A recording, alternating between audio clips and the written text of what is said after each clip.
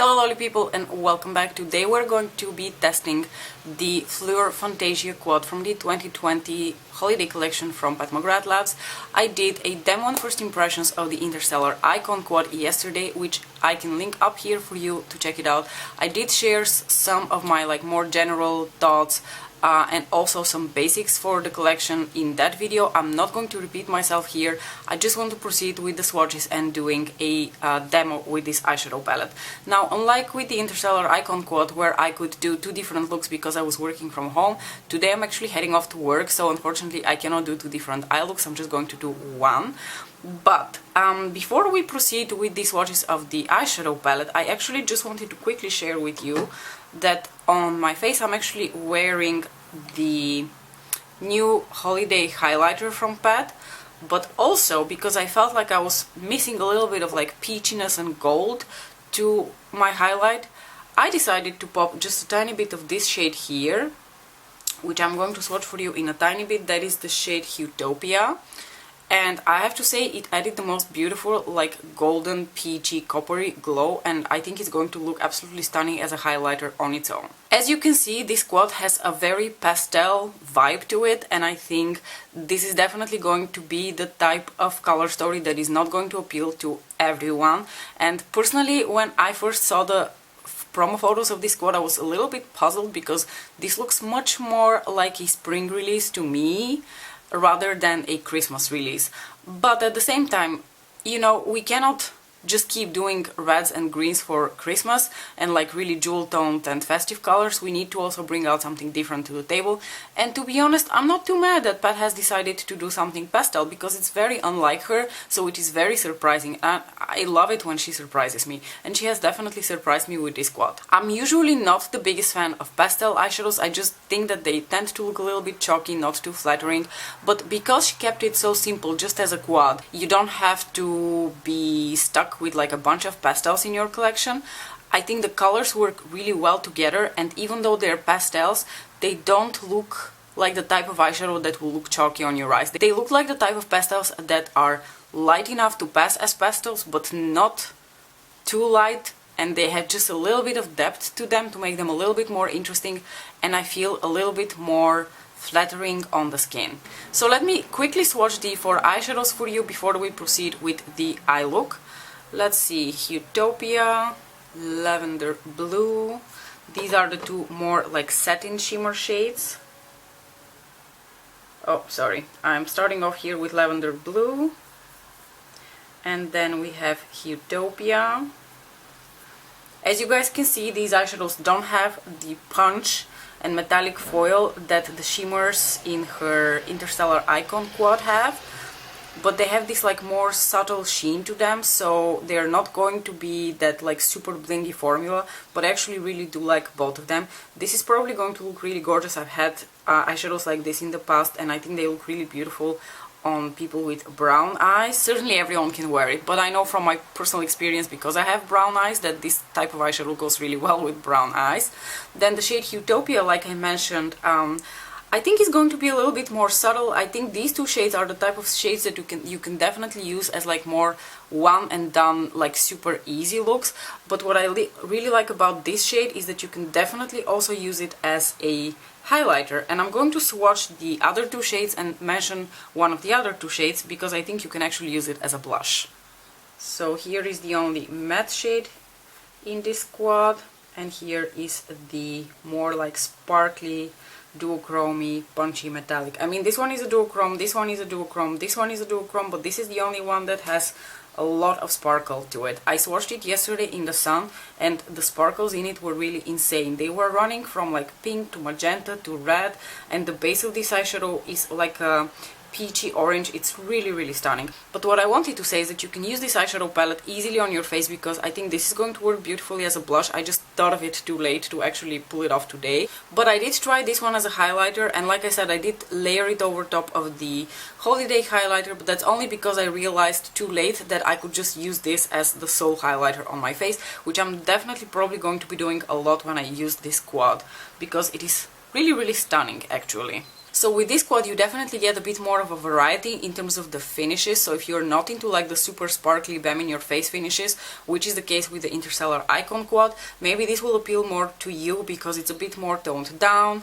It's the textures are a bit more subtle except for this shade, and I think this is the type of quad that will make for like the easiest daytime appropriate looks. What I would personally do with this eyeshadow over here is, because I don't know if it will really pair with this matte, I would just stick with using this eyeshadow as a one and done. So just put it on your lid, blend it out, call it a day, that's it.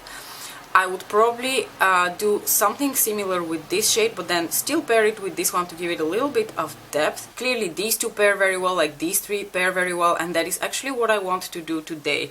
I personally would prefer to use the shade Lavender Blue as, like I said, a one and done shade, so I'm not going to use it for my look today. I'm going to do something with the other three shades. I'm going to do this one on my crease, this one on my lid, and this one in my inner corners. Taking a fluffy blending brush and going into the matte peachy pink shade. I am later on going to swatch this shade against Naked Blush from the Divine Rose 2 palette, because the two seem to have very similar tones to them, but I feel like this is lighter and more pastel than Naked Blush in the Divine Rose palette. I think the Divine Rose palette has more peach to it, and the shade is a little bit deeper. I'm going to take a smaller blending brush and actually immediately run this shade also on my lower lash line, because I'm not going to make it much more complicated than that. Now, one thing I wanted to add about this quad, as you can see, there are not really any deeper shades in it, so there's nothing that you can use to deepen out your outer crease. So you're either going to have to make peace with the fact that you have to do like more subtle pastel toned down looks, or you're going to have to reach into another palette to deepen the outer corner for looks that you're going to do with this quad. Personally, I don't mind that it's a bit more toned down. I like that it's different. I like that you can do something a little bit more, you know, light and pastel with it. And I have to say, this matte shade is definitely applying a lot like a pastel shade, but without really having that like extreme chalkiness that a lot of pastels in this color family would. Now I'm going to pop a little bit of glitter glue. This is Pixie Poxy from Fairini, which is pretty much the only glitter glue that I am using ever nowadays. Going to apply that all over my lid. I'm going to take this shade, the shade Iridescent Orchid, on my finger, because these types of shades I feel like always perform the best when you apply them with your fingers, and I'm going to apply that all over the eyelid. Oh, it's so stunning. It does remind me a little bit of a more saturated version of VR Pink from the Subversive palette. Like, the shade from the Subversive palette has a very similar vibe to it. Like, the base tone as well as the duochrome are very similar, but this shade from this quad is just more punchy. It has a much more intense metallic finish. The shade from Subversive is a VR shade, so it still has a very metallic finish to it, but the VR shades, I have to say, have a more elegant finish to them. I don't really know how else to describe it. This is still elegant and beautiful, but there's something about the VR shades that just elevates them to a whole new level of elegance. Taking a small smudger brush and going into the shade Utopia, and I'm going to apply that here into my inner corners. This shade is very beautiful. It is such a gorgeous, like, peachy copper shade. These are some of my favorite types of duochrome shades. Everything that has a copper, like peachy copper duochrome to it, in my book is fantastic. On my waterline, I'm going to apply this Kiko eyeshadow stick in the number 45, which is a peach with a bit of a golden duochrome to it, just to open up my eyes even more. Now, if you wanted to, you could leave the look at this point, apply mascara and be done with it. I personally would like to run a little bit of a brown eyeshadow as like a smoked out eyeliner. So I'm going to take my Sublime palette and I'm going to dip into this brown shade over here. It's a brown which has a little bit of like those reddish mahogany tones to it, and I'm going to apply that as my eyeliner.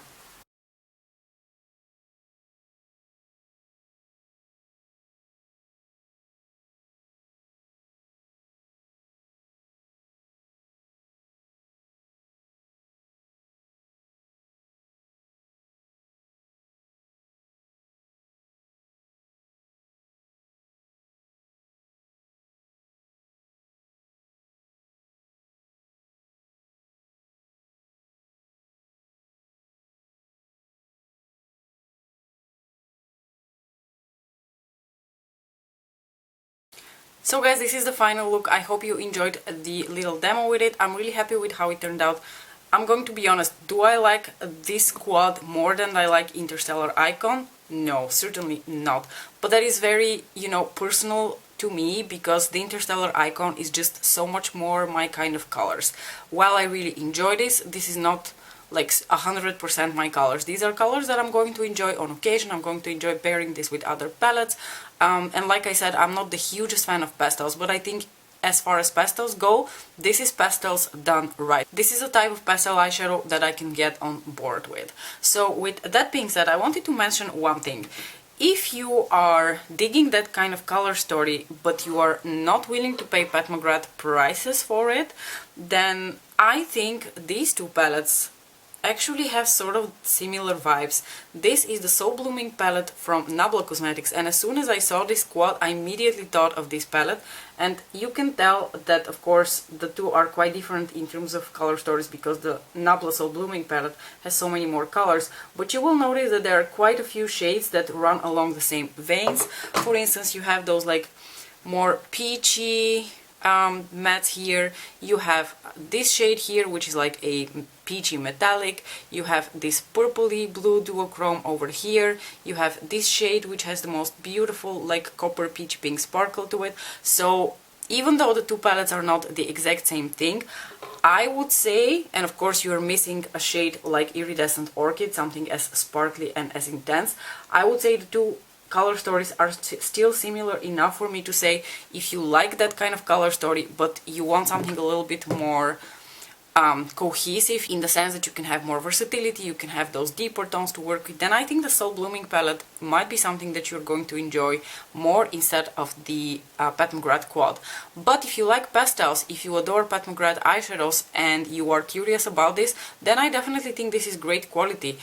As with a lot of types of products, I think you just need to know what you're getting yourself into. You need to know what kind of textures are present in the palette, what kind of undertones, what kind of looks you can achieve with it. This is certainly the kind of palette that will give you more toned down looks, but that's not to say they're not going to be very beautiful. And what I think is a huge advantage of this palette is that you're getting a blush and highlighter in it as well, because I think certainly these two shades can be used for that purpose. Now, I want to swatch the peachy matte shade from the quad up against this shade here, which is the shade Naked Blush from the Divine Rose 2 palette. I think the two are very similar and yet not the same shade. So let's see. Here we have the shade from the new quad, Lotus something, I can't remember the name, and it's on the back of the palette. And here we have the shade Naked Blush from the Divine Rose 2 palette. You can immediately see that the Naked Blush shade from Divine Rose 2 is much deeper and has a little bit more like almost brownness to it, whereas this runs much more pastel and it has much more pink tones to it. Another shade that I thought might be similar in the Divine Rose palette is this one here. It's the Skin Show shade that I cannot remember the exact name of, but it looks a little bit similar to the shade Utopia. So let's watch them side by side. So this is Utopia from the new quad, and this is the Skin Show shade from the Divine Rose 2 palette. Once again, even though they're similar in the sense that the finish is very similar, they're those like more satin types of shades, the shade Utopia has a much more coppery orange tone to it, and the shade from the Divine Rose 2 palette definitely has a stronger pink duochrome running through it. And last but not least, since I already mentioned that I feel like the duochrome of the Iridescent Orchid shade reminds me a little bit of the VR Pink shade from the Subversive palette, I thought, why not just swatch the two of them? Now the finish of this is just so much smoother, because of course this is one of her special shades, whereas Iridescent Orchid, even though it's not one of her special shades and it still has a great formula, is not the same type of finish. I want to point that out. So you can see this is VR Pink and this is Iridescent Orchid from the new quad. So let's watch Iridescent Orchid, and this is VR Pink. They are applying very foiled because I just wiped my hand. Okay, I was wrong. This is much more of a magenta purple, whereas this is much more of a true like pinky red shade. Both are really, really stunning though. So hey, In case you were afraid that you're getting something that is too similar from a shade that you already have in your collection, don't be. Iridescent Orchid, personally, I don't have anything in my Pat McGrath collection that might be similar to it.